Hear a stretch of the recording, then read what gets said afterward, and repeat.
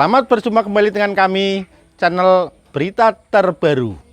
Dalam channel ini, kami akan menyajikan berita-berita terbaru seputar politik dan artis Indonesia. Semoga berita yang kami sajikan akan membawa manfaat untuk kita semua. Salam NKRI harga mati.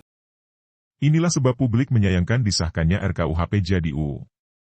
DPR RI dan pemerintah akhirnya mengesahkan rancangan Kitab Undang-Undang Hukum Pidana RKUHP menjadi undang-undang dalam rapat paripurna yang digelar di Kompleks Parlemen, Selasa 6 Desember. Dengan demikian belait hukum pidana terbaru itu akan menggantikan KUHP yang merupakan warisan kolonialisme Belanda di Indonesia. Kami menanyakan kembali kepada seluruh peserta sidang apakah rancangan Kitab Undang-Undang Hukum Pidana dapat disetujui untuk disahkan menjadi undang-undang, ujar Wakil Ketua DPR Sufmi Dasko Ahmad selaku pimpinan rapat paripurna hari ini. Setuju, jawab peserta. Lalu, Sufmi Dasko mengetukkan palu sebagai tanda sahnya RKUHP jadi undang-undang.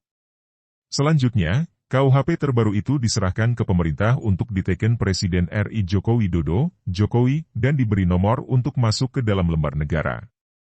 Sebagai informasi, paripurna untuk pengesahan yang terus tertunda sejak mendekati akhir masa bakti DPR periode 2014 hingga 2019 karena gelombang aksi itu, dikebut, meskipun masih banyak pasal yang dinilai publik bermasalah atau kontroversial. Jadwal pengesahan RKUHP pada paripurna hari ini berlangsung sepekan setelah keputusan tingkat I diambil bersama pemerintah dalam rapat di Komisi I DPR pada 24 November lalu, dan berbilang hari sejak draft resminya disebar ke publik jelang akhir pekan lalu. Komisi 3 DPR sebelumnya telah menyetujui RKUHP dibawa ke paripurna untuk disahkan menjadi undang-undang. Keputusan itu diambil dalam rapat keputusan tingkat I yang digelar bersama pemerintah pada 24 November lalu. Namun, sejumlah kalangan publik dari mulai jurnalis, praktisi hukum, hingga aktivis HAM dan mahasiswa masih melihat materi dalam draft rancangan Kitab Undang-Undang Hukum Pidana, RKUHP, masih kacau dan memuat pasal-pasal bermasalah.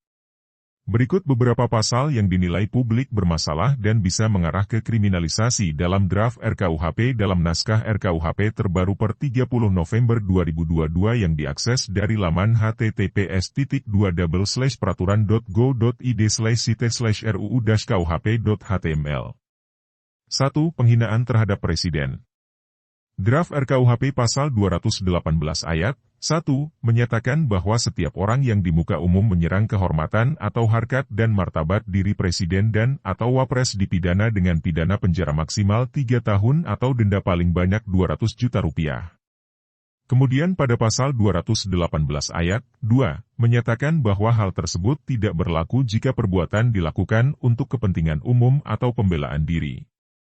Pada bagian penjelasan Pasal 218 Ayat 2, dinyatakan bahwa hal yang dimaksud dengan dilakukan untuk kepentingan umum adalah melindungi kepentingan masyarakat yang diungkapkan salah satunya lewat aksi unjuk rasa atau demonstrasi, kritik atau pendapat yang berbeda dengan kebijakan Presiden dan atau Wakil Presiden.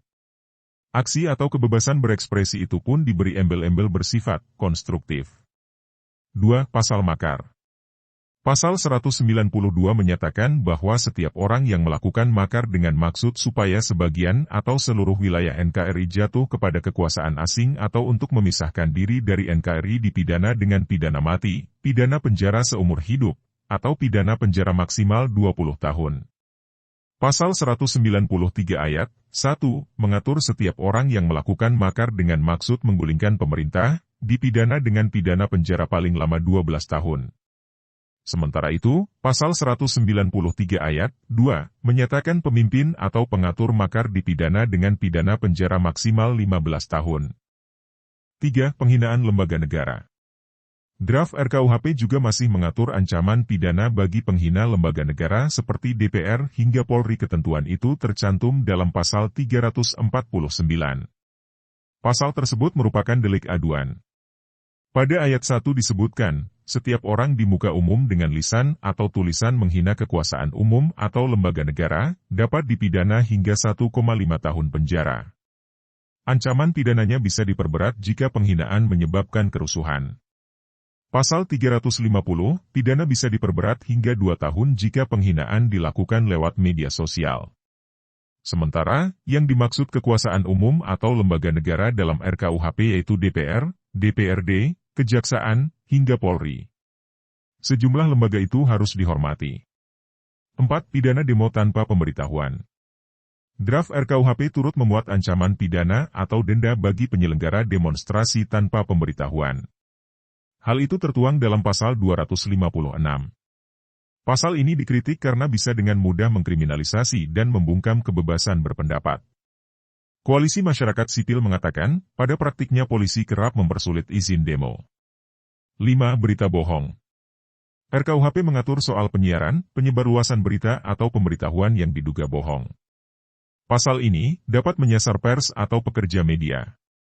Pada pasal 263 ayat 1 dijelaskan bahwa seseorang yang menyiarkan atau menyebarluaskan berita atau pemberitahuan padahal diketahuinya bahwa berita atau pemberitahuan tersebut bohong yang mengakibatkan kerusuhan dapat dipenjara paling lama 6 tahun atau denda Rp500 juta.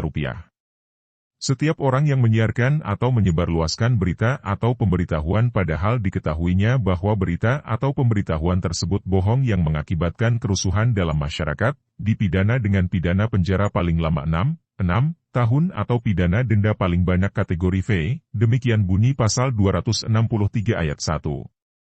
Kemudian pada ayat berikutnya dikatakan setiap orang yang menyiarkan atau menyebarluaskan berita atau pemberitahuan, padahal patut diduga berita bohong dan dapat memicu kerusuhan dipidana dengan pidana penjara paling lama 4 atau denda Rp200 juta.